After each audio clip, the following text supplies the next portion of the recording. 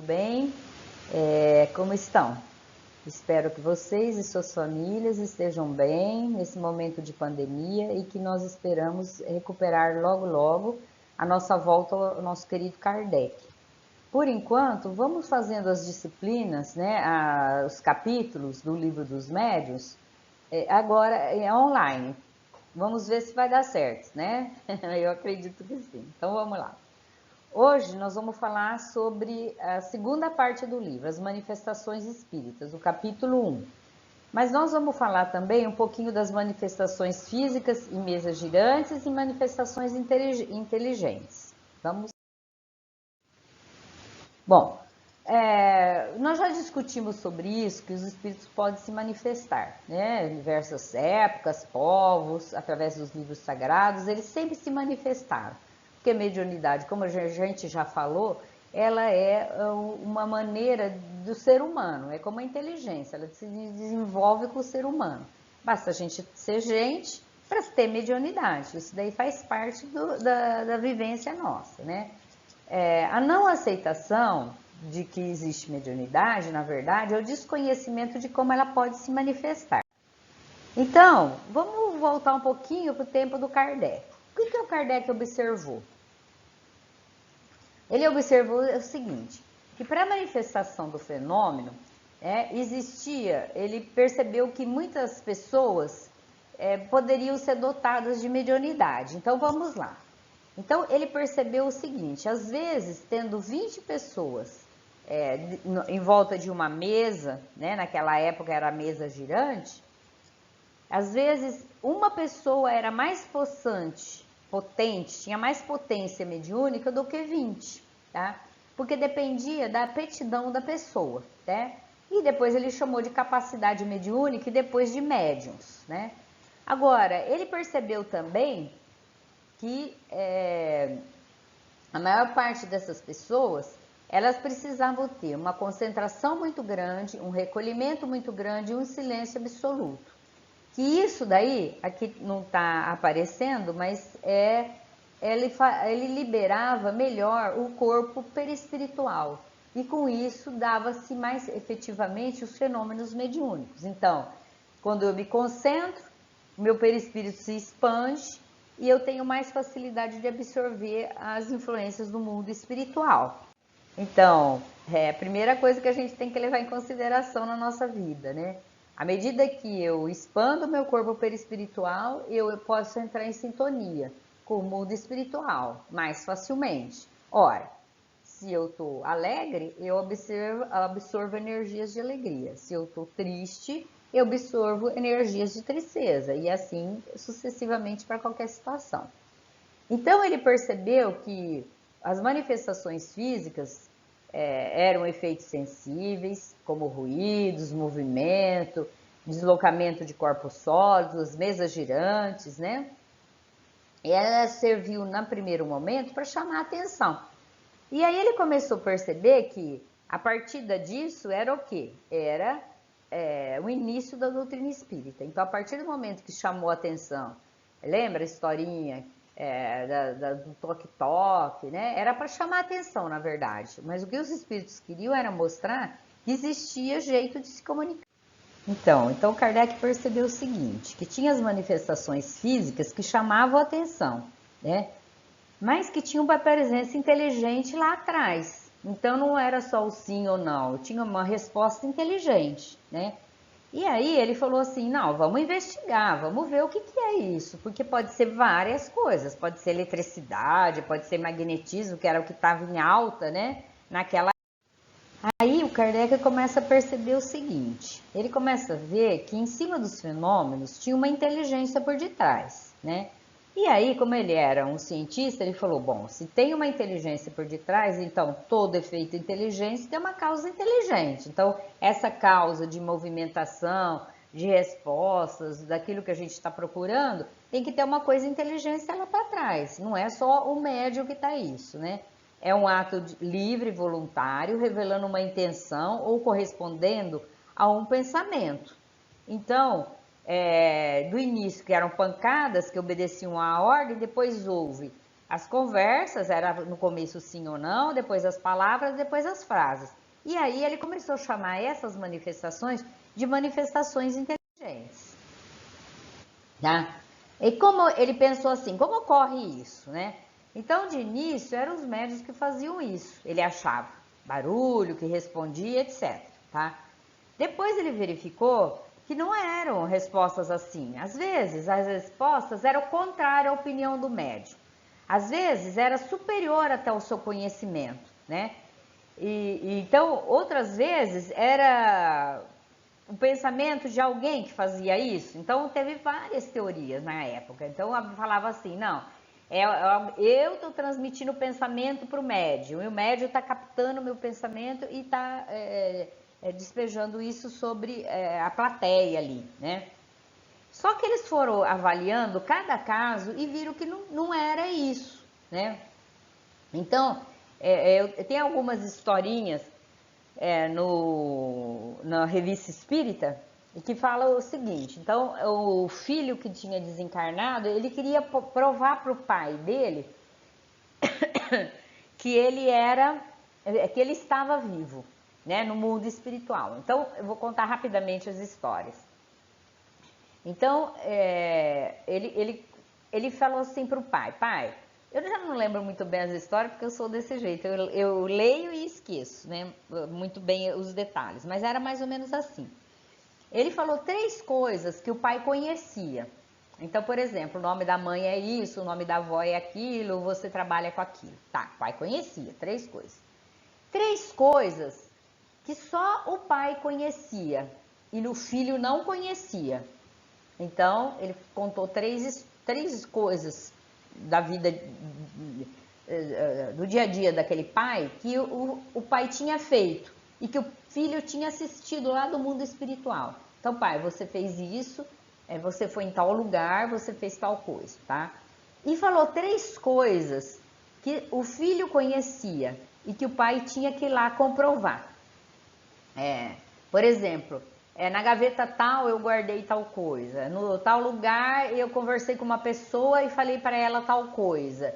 Então, e falou 3 coisas. Então, mostrando que não era transmissão de pensamento de alguém, não era transmissão de pensamento do pai em relação ligada ao médium, que poderia falar, o pai que tem o desejo de que o filho esteja vivo, né? E assim por diante.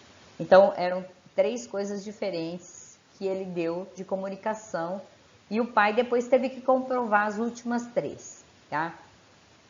Eu já contei a história para vocês do Alex, quando criança, que encontrou um espírito na minha casa e falou para mim do Carolino. Lembra que eu contei essa história para vocês, né?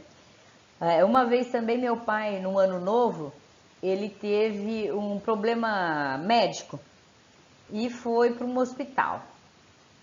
Eu conto essa história porque foi comprovada pelo Divaldo, então não tem jeito de ser inventada por mim, né? E ele foi para o hospital e lá ele foi medicado, tal. A gente ficou preocupado, como lógico, todo mundo ficaria. E quando ele voltou para casa, eu estava na sala, já era assim, de madrugada, e quando ele entrou, eu não vi meu pai, eu vi meu tio Manuel. E eu olhei e vi meu tio Manuel, eu achei muito incrível, porque não tinha nada a ver, né? Mas a gente é assim, né? A gente acredita, mas quando acontece com a gente acha que não é, né? Então eu olhei, vi o meu tio Manuel e falei, acho que eu tô, né, variando, tá. Aí, depois de algum tempo, o Divaldo, ele ficava, quando ele vinha para Rio Preto, ele ficava na casa dos meus pais, né? Sempre. E no almoço que ele fez lá em casa, ele falou assim, ô Vânia, vem aqui que eu tenho um negócio para te perguntar, né? Aí eu tava lá na sala, né? Ele falou assim, você não tem um tio que chama Manuel? Eu falei, tenho, né? Irmão do meu pai que faleceu há muito tempo atrás. Ele falou assim, então, e ele me contou que você viu ele no dia de Ano Novo, que teu pai foi pro médico. Ele intuiu um médico a ir para o hospital, porque eles queriam que ele fosse atendido por um médico, né, X lá, tá? O médico apareceu lá no Ano Novo, né, na festa de Ano Novo, ele teve o desejo de ir para o hospital, olha só. E aí foi atender o seu pai e na volta ele entrou na casa e ele se fez mostrar para você, né? A gente é muito tonto, né? A gente acha que tudo é ilusão, né? E tem várias histórias, né? Eu acho que eu vou contar só essas daí, e eu acho que todo mundo tem uma história que vocês devem estar lembrando agora das histórias que aconteceram com a família ou com alguém, né? Tem uma história também interessante que o Kardec conta, da Revista Espírita também, que ele fala assim, né? Que era um navio de guerra inglês, acho que é inglês, e que morreu um marinheiro. E esse marinheiro, como eles não podiam sair do navio porque eles estavam em trânsito, né? Eles começaram a fazer aquela brincadeira do copo lá, que hoje é a brincadeira do copo, mas antigamente era a prancheta, né? Que tinha as letras. E esse marinheiro se manifestou através de um médium e falou assim: olha, avise ao capitão que o meu soldo desse mês, né? Porque ele tinha morrido, mas ele ainda ia receber. É para passar tantos moedas para o capitão, porque eu estou devendo para ele e eu não consigo ficar em paz sabendo que eu estou devendo para ele. Aí o capitão, eles levantaram correndo e foram lá contar a história para o capitão. E o capitão nem lembrava da história mais, né? E aí foi através de um livro, tinha um livro caixa, e nesse livro caixa realmente ele viu que o cara estava devendo X moedas lá para ele, entendeu? Então, não é o pensamento do capitão, não é o pensamento do médico, porque ninguém sabia da história, muito menos o capitão. Foi só depois que, quando eles procuraram no livro, é que descobriram. Isso prova que tem uma inteligência lá para trás, que essa inteligência é individual, que ela já tinha vivido na Terra, que ela contou casos que a gente não sabia, né? E que depois, como o caso do Divaldo, né? Que o espírito depois se comunica com ele vê espírito direto, então contou toda a história, e eu já nem lembrava mais dessa história, e na minha cabeça essa história era uma ilusão, que quando eu vi meu pai, eu vi alguém parecido com ele, que era meu tio, né? E na verdade não era meu tio mesmo. Então, entre várias tentativas de se chegar a uma escrita, letras, palavras, frases, cestinha com lápis, então da cestinha começa pôr sua mão, né? Na mão, vamos pegar um lápis e fazer um lápis na cestinha. Peraí, deixa eu segurar o lápis para ver se tem. E eu começo a escrever e depois da escrita, né, do papel, mostrando que os espíritos se comunicam, né? Aí depois a incorporação, etc. Então, para a gente entender tudo isso, a gente tem que entender o espírito. Quem que é o espírito que está lá desencarnado do outro lado, né? Então, o espírito ele tem uma natureza desconhecida, como os espíritos informam, né? Como tem o desenho aí. Ele se reveste de um perispírito, que é um envoltório semimaterial, que pode se comunicar com esse espírito, né? E com o nosso corpo físico, tá? Esse envoltório é ligado às coisas da Terra. Então, em cada planeta ele absorve as energias, né? E não é só em cada planeta, a gente tem casos e casos de espíritos que contam que quando descem para a Terra sente muito mal, porque aqui a energia é densa, é poluída para eles, né? Poluída entre aspas, né? E esse envoltório, ele absorve as energias daquele lugar onde ele está. Então, mais uma lição para o nosso dia a dia, né? Quanto mais leve o meu perispírito, o meu pensamento, mais eu deixo o meu perispírito leve. Então, eu vivo e absorvo energias do planeta muito mais leves, legais, importantes, saudáveis, né? Quanto mais deletério é essa energia, pior, né? Quanto mais pensamento negativo eu tenho, mais eu absorvo energias deletérias. Aí vem a doença, vem as dificuldades, né?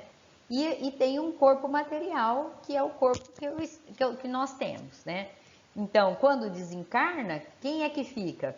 O corpo vai se dizimar, né? O corpo físico vai ser absorvido pelas energias do planeta, e o corpo perispiritual e o espírito permanecem ainda vivo, né? Então, ele tem a consciência dele mesmo, isso os espíritos mostraram, ele tem a consciência do que ele tinha aqui, ele leva consigo aquilo que tem de importante. Então, entendendo um pouco mais, ele é semimaterial, ele é intermediário entre o corpo e o espírito, já falei, ele é depositário de tudo que o espírito e corpo sentem, então se eu bato em mim, quem sente é o meu corpo perispiritual, né? Ele é a reserva de memórias, de ação, de atividades, de vontade, de tomadas de decisões, é a sede da inteligência, né? Ele é a sede de tudo aquilo que vai fazer com que o meu espírito se transmita para o corpo físico, né? Então, se eu estou vendo as coisas agora, assim como vocês estão assistindo, né?